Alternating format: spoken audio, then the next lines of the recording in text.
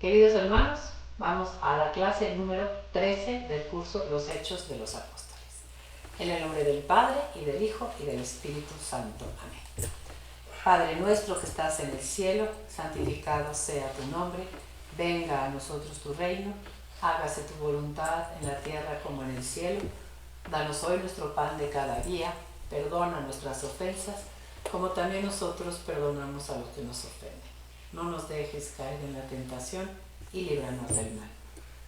Dios te salve María, llena eres de gracia, el Señor es contigo. Bendita eres entre todas las mujeres y bendito es el fruto de tu vientre Jesús. Santa María, Madre de Dios, ruega por nosotros pecadores, ahora y en la hora de nuestra muerte. Amén. Gloria al Padre, al Hijo y al Espíritu Santo, como era en un principio, ahora y siempre, por los siglos de los siglos. Oh Espíritu Santo, don de Dios y fuerza de lo alto, fuente de agua brotante de vida eterna, desciende y mora en nuestros corazones. Haznos verdaderos adoradores del Padre, condúcenos a la plenitud de la verdad y transfórmanos en testigos de Jesús para llevar su nombre hasta los confines de la tierra. Amén. Bueno, siguiendo con el temario del libro de los Hechos de los Apóstoles, vamos a entrar hoy a la cuarta grande parte de este curso. Pero para que no nos perdamos, quiero recordarles cuáles fueron las primeras tres. Primero vimos unas clases de introducción sobre cuestiones de cómo está escrito este libro, quién fue el autor, cuál es su estilo, cuál es el género literario, en qué fecha se escribió, etc. Todo es el material de crítica histórico-literaria que es tan importante para estudiar un libro de la Biblia. En un segundo apartado, empezamos a estudiar cómo nace la primera comunidad cristiana, cómo desde el día de la ascensión Jesús les da instrucciones a los apóstoles, les hace la gran promesa del envío del Espíritu Santo y cómo el día de Pentecostés se cumple aquella promesa. Y cómo ese día nació la iglesia. Y en un tercer apartado, que se llama la iglesia naciente, empezamos a ver las cualidades de esta primitiva comunidad de cristianos en Jerusalén, que estaba formada, y esto va a ser muy importante para la clase que vamos a empezar hoy, por judíos convertidos al cristianismo. Claro que ellos no se llamaban todavía a sí mismos cristianos, pero nosotros los vamos a contemplar así. Jesús, judío, le predicó a un grupo de 12 judíos. La gente que seguía a Jesús generalmente era del pueblo judío. Y podemos decir que la iglesia, la comunidad chiquita que nace en Jerusalén, está formada primero por aquellos que han venido del judaísmo, pero que han creído en Jesús. Y les vamos a llamar judío-cristianos. El libro de los Hechos los va a llamar hebreos, judíos que se han convertido al cristianismo. Y la iglesia va a nacer en esta comunidad que tiene todo en común, que vive de la oración, que vive asistiendo a la enseñanza de los apóstoles, que asiste a la fracción del pan regularmente y que se unen en oración de alabanza y de gratitud a Dios. Ahora vamos a pasar a un cuarto apartado en el que vamos a contemplar las primeras misiones de los apóstoles. Quizá les pase como a mí cuando empezamos a estudiar este libro, yo esperaba una estructura así de rígida como soy yo. Primero, todo lo que hizo Pedro, todo lo que hizo Juan, todo lo que hizo Tomás, todo lo que hizo Mateo. Y desafortunadamente el libro de los Hechos no tiene esa estructura porque ese no es su objetivo. Hay que recordar muy claramente cuál es el objetivo del libro de los Hechos. San Lucas había escrito una primera parte de su obra, que es el Evangelio de San Lucas, o el tercer Evangelio, de palabras y obras de Jesús.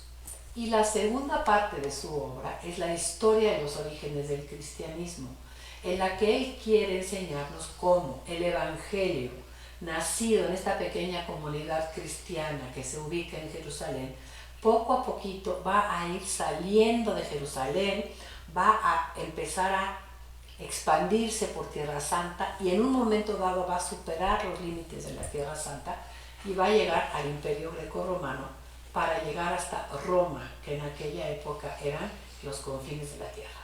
Ese es el objetivo de San Lucas. Aunque su libro se llame Hechos de los Apóstoles, no vamos a encontrar entonces la actividad de todos los apóstoles. Algunas actividades de Pedro, pero también otras actividades de otros personajes que vamos a introducir el día de hoy. De manera que estamos en la cuarta parte de nuestro curso, que se llama Las primeras misiones de los apóstoles, y vamos a ver 6 subtemas. Primero, la institución de los 7 ministros helenistas. Segundo, la historia de Esteban. Tercero, la actividad de Felipe. Cuarto, aparece Pablo de Tarso. Quinto, las misiones de Pedro. Y sexto, una prisión y nuevamente liberación de Pedro. Vayamos entonces al primer tema. Estamos en el capítulo 6 del libro de los Hechos de los Apóstoles. Yo generalmente les recomiendo a mis alumnos cuando doy este curso que en el libro de los Hechos vayan anotando las fechas que vamos a ir dando para ir ubicándonos en el tiempo. Esto nos va a ser muy útil después cuando estudiemos también la vida de San Pablo.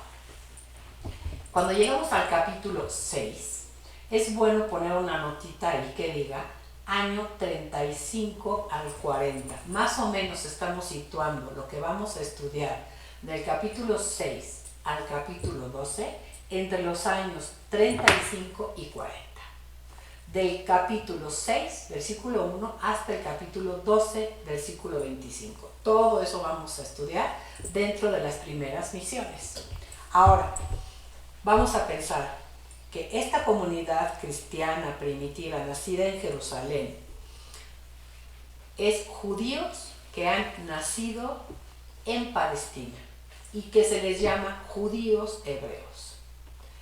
Pero en el relato de Pentecostés, si ustedes recuerdan en el capítulo 2, San Lucas nos había hecho mención de que por la fiesta había en Jerusalén, estoy leyendo Hechos de los Apóstoles, capítulo 2, versículo 5, residían en Jerusalén hombres piadosos, venidos de todas las naciones que hay bajo el cielo.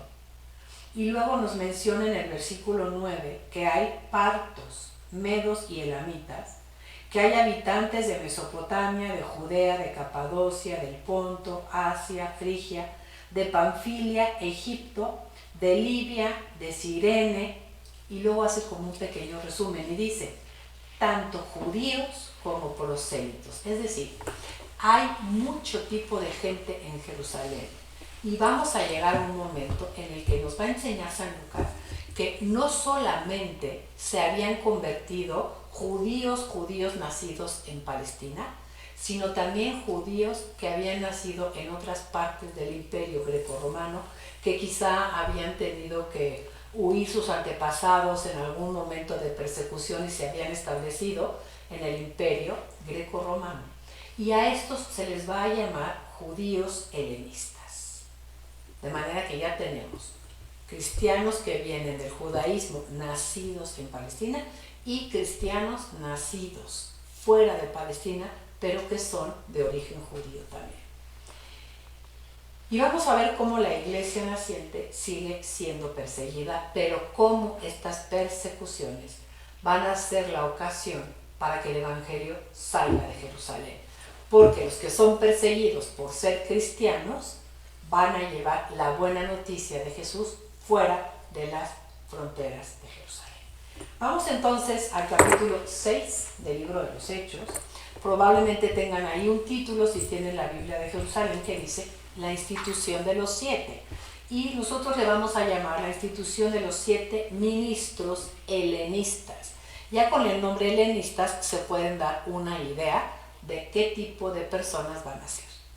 Leo el versículo 1. Por aquellos días, al multiplicarse los discípulos, hubo quejas de los helenistas contra los hebreos. La iglesia empieza a crecer, aquella pequeña comunidad empieza a tener miembros diferentes, y cómo nos cuesta ir aceptando en nuestras comunidades a alguien que es tantito diferente. Estamos muchas veces muy cerrados a nuestras propias ideas.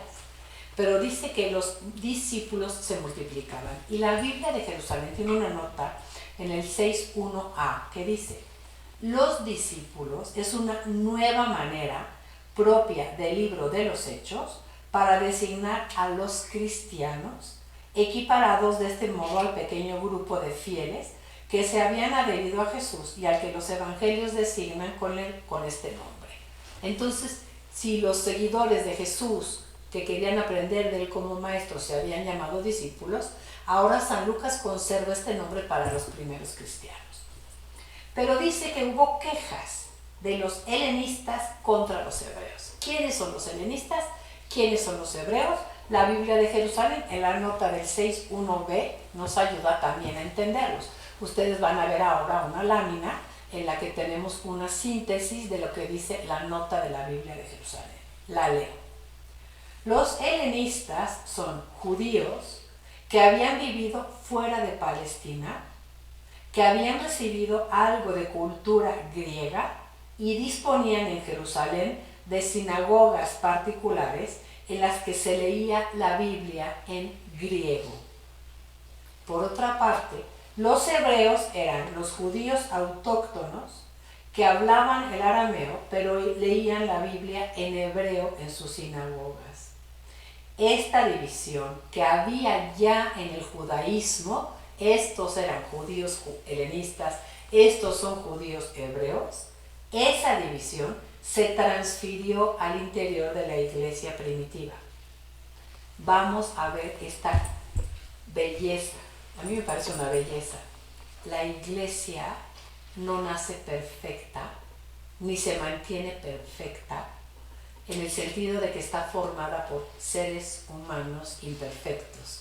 Surgen divisiones, surgen rivalidades, surgen quejas, surgen envidias. Detrás de todo, nos dirá la Escritura, está el padre de la división, que es Satanás. Si Jesús ha orado por la unidad de sus discípulos, porque todos los suyos sean uno, como Él y el Padre son uno, su enemigo número uno querrá destruir esa unidad. ¿Desde cuándo? Desde el principio. Entonces, la división que había entre judíos se transfiere en este momento también al cristianismo. Y hay unas quejas de los helenistas contra los hebreos porque consideraban que sus viudas eran desatendidas en la asistencia cotidiana. Recordemos que las viudas no eran nadie. Cuando una mujer se quedaba viuda, si no era llevada por su hijo a su casa o recogida por su suegro o de alguna manera podía volver a casa de su papá, ella no podía trabajar. Entonces, en el cristianismo se empiezan a preocupar por este grupo de la sociedad, por estas débiles de la sociedad, para ayudarles en su sostenimiento diario. Pero parece ser que al principio de la iglesia los que se encargaban de esta labor pues eran los apóstoles. Pero como ya creció el número de los discípulos, ellos no pueden ocuparse de todos. Como que ellos empiezan a ver poco a poquito que las actividades empiezan a rebasarlos. Y vamos viendo cómo la iglesia empieza a caer en conciencia de que tiene que nombrar otros personajes que puedan servir de apoyo a los apóstoles, que se ocupen de aquello de lo cual los apóstoles no pueden ya ocuparse. Voy a leer el versículo 1 de corrido. Por aquellos días, al multiplicarse los discípulos, hubo quejas de los helenistas contra los hebreos, porque sus viudas eran desatendidas en la asistencia cotidiana. Entonces los apóstoles reflexionan y convocaron a la asamblea de los discípulos. Los 12, ¿quiénes son los 12? Pedro, con los otros 11, que hoy es el colegio apostólico presidido por el Santo Padre, convocaron a la asamblea de los discípulos y les dijeron: miren, no está bien que abandonemos la palabra de Dios para servir las mesas. Hay que entender bien esta expresión. Lo primero es, los apóstoles tienen muy claro cuál es su primera misión. ¿Qué es lo que Jesús les dijo? Vayan y enseñen. Nosotros tenemos que cumplir con esta misión fundamental que nos dio Jesús. Nosotros fuimos los que estuvimos con Él, los que lo vimos, los que lo escuchamos. Tenemos que comunicarlo. Nosotros no podemos, no voy a decir perder el tiempo en atender a las viudas, pero no podemos dejar de predicar por realizar labores de acción social en favor de los más necesitados. Pero reconocemos que es algo que se necesita también en la iglesia. Entonces vamos a nombrar, ahorita lo leemos, a un grupo que nos ayude, que nos apoye en la asistencia cotidiana de estos grupos débiles de la sociedad, que en este caso están representados por las viudas, mientras nosotros nos dedicamos a lo principal. A veces pareciera que lo principal es atender a los más necesitados. Sí, sí es lo principal.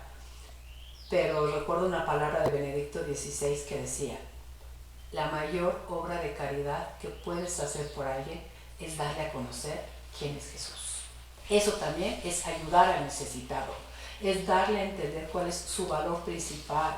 Es un hijo de Dios, amado por Él, es digno de la sangre de Jesús, que ha entregado su vida en rescate por Él.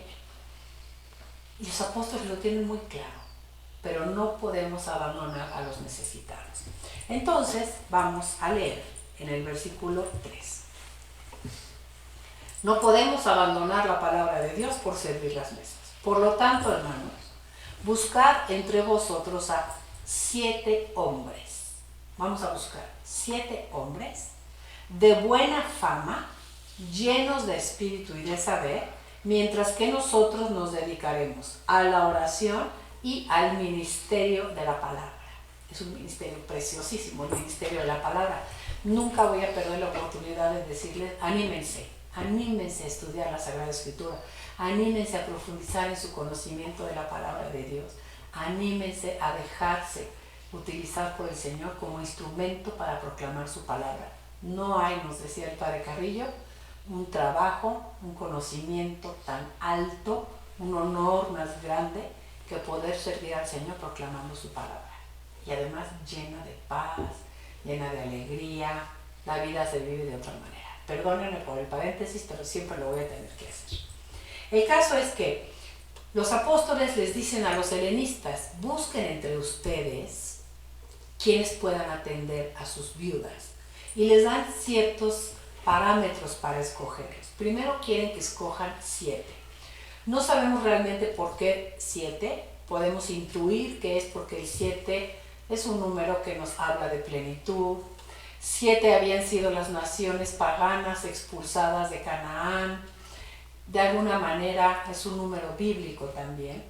Pero escojan a 7 que tengan estas cualidades, que tengan buena fama, que estén llenos del espíritu y de saber, y los vamos a poner al frente de esta tarea de la asistencia cotidiana. Servir las mesas es la asistencia cotidiana. En México le llamamos la labor social, la asistencia social. Mientras que nosotros, los 12, nos dedicaremos a la oración y al bellísimo ministerio de la palabra. La propuesta le pareció bien a toda la asamblea y eligieron a los siguientes. Noten cómo todos ellos tienen nombres griegos. Son ministros helenistas, son aquellos judío-cristianos que eran del mundo helenista, que van a formar ahora un grupo de 7 ministros que les ayuden. Esteban, hombre lleno de fe y de Espíritu Santo, a Felipe, a Prócoro, a Nicanor, a Timón, a Pármenas y a Nicolás, que era un prosélito de Antioquía. Los presentaron a los apóstoles y después de hacer oración les impusieron las manos. La palabra de Dios iba creciendo. Sobre esta imposición de manos no pensemos todavía en una ordenación, pero sí es un gesto en el cual la comunidad como que quiere transmitirles que han hecho una oración, que son enviados en nombre de Dios por los apóstoles. Ahora, vayan viendo cómo, aparte del grupo de los 12, además de la gran comunidad de discípulos, se empiezan a crear ministerios dentro de la iglesia. Más adelante, cuando tengamos oportunidad de estudiar las cartas de San Pablo, vamos a ver cómo en las epístolas pastorales, que son las de Timoteo y Tito, ya se habla específicamente de el cargo de presbítero, de diácono, de episcopo, que es el obispo, y también en algunas cartas como la de Pedro y de Santiago. Vamos a leer algunos textos para que vean cómo la iglesia desde el siglo I empieza a organizarse pues en jerarquías, porque es una santa e inmaculada, porque es obra del Padre, del Hijo y del Espíritu Santo, pero al estar formada por seres humanos necesita también diferentes ministerios que se ocupen de diferentes actividades. Recordemos que el Espíritu Santo es tan genial, tan original cuando comunica sus dones a los miembros de la iglesia, que les va dando a cada uno una manera de ayudarle para edificar el gran edificio de la iglesia del cuerpo de Cristo. Vamos a ver, por ejemplo, en el mismo libro de los Hechos, en el capítulo 20, en el versículo 28, cómo hay unos esbozos ya de organización. Tened cuidado de vosotros y de toda la grey, en medio de la cual os ha puesto el Espíritu Santo como vigilantes. Este término vigilantes es el que va a ser episcopo y después van a ser los obispos, para pastorear la iglesia de Dios, que él mismo se adquirió con la sangre de su propio Hijo. San Pablo también habla de esta organización. Vamos a leer Filipenses 1:1, como dice San Pablo. Pablo y Timoteo, siervos de Cristo Jesús, a todos los santos en Cristo Jesús que están en Filipos, así como a sus episcopos y diáconos. También en la carta de Tito, en el capítulo 1, en el versículo 5 leemos: el motivo, Tito, de haberte dejado en Creta fue que acabaras de organizar lo que faltaba y establecieras presbíteros en cada ciudad, como yo te ordené. Y se continúa dándole una serie de requisitos que tiene que tener el presbítero. También cuando le escribe a Timoteo, vamos a primera de Timoteo, en el capítulo 4, en el versículo 14, le dice Pablo a Timoteo: no descuides el carisma que hay en ti, que se te comunicó por intervención profética mediante la imposición de las manos del colegio de los presbíteros.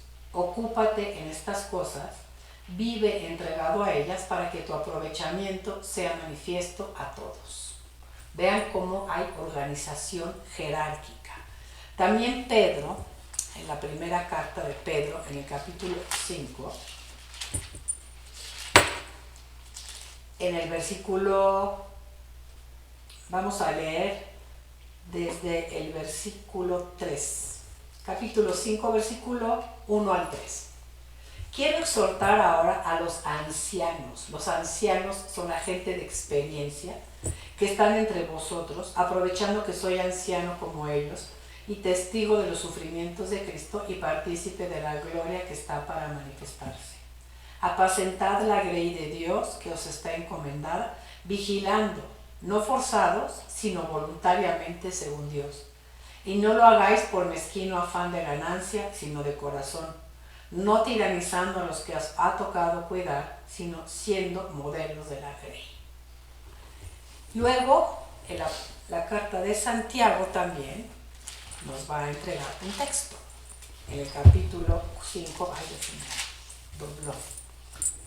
Santiago, capítulo 5, vamos a leer desde el versículo 13. ¿Sufre alguno entre vosotros? Que ore. ¿Está alguno alegre? Que cante salmos. ¿Está enfermo alguno entre vosotros? Que llame a los presbíteros de la iglesia para que oren por él y le unjan con el óleo en el nombre del Señor. Y la oración hecha con fe salvará al enfermo, y el Señor hará que se levante, y si hubiera cometido pecados, le serán perdonados. Pero ven, hay un ministerio de unos que tienen que venir a orar por los enfermos. Son ellos los que en nombre de la iglesia van a venir a hacer la oración y van a venir a ungir al enfermo. Y luego en la epístola a los Hebreos, quiero ver el último texto, en el capítulo 13, en el versículo 17, estamos contemplando esta organización jerárquica. Dice, últimos consejos, acordaos de vuestros guías que os anunciaron la palabra de Dios, considerad el buen desenlace de su vida e imitad su fe. Guías, episcopos, vigilantes, presbíteros, ancianos, los que enseñan, los que atienden. ¿Qué nos ha enseñado este libro de los Hechos de los Apóstoles en el capítulo 6? Qué importante es. No podemos quedarnos con el monopolio de una actividad dentro de la iglesia. Si Dios da un carisma, por ejemplo, yo creo que me ha dado el carisma de ser maestro, lo da a muchas otras personas, pero a cada uno según es esa persona. De manera que hay diferentes maestros, todos siendo maestros, pero cada uno lo ejerce de una manera particular. Los apóstoles no codiciaron quedarse ellos con el monopolio de toda la actividad, sino que empezaron a distinguir esta obra del Espíritu. Hay diferentes carismas. Lo que nos encargó Jesús a nosotros fue la proclamación de la palabra. Lo que tiene que ser vital, lo que tiene que ser nuestro focus es predicar la palabra. ¿Y cómo termina este apartado? Capítulo 6, versículo 7. La palabra de Dios iba creciendo. Ese es un estribillo que va a repetir San Lucas a lo largo de su obra. No dice la iglesia iba ganando adeptos.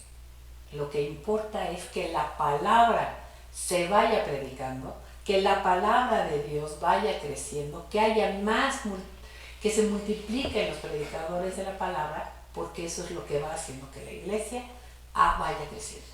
¿Y cuál es la palabra que se tiene que predicar? Jesús de Nazaret, el Hijo de Dios, Dios, que se ha hecho hombre, muerto por nuestros pecados y resucitado para darnos vida eterna.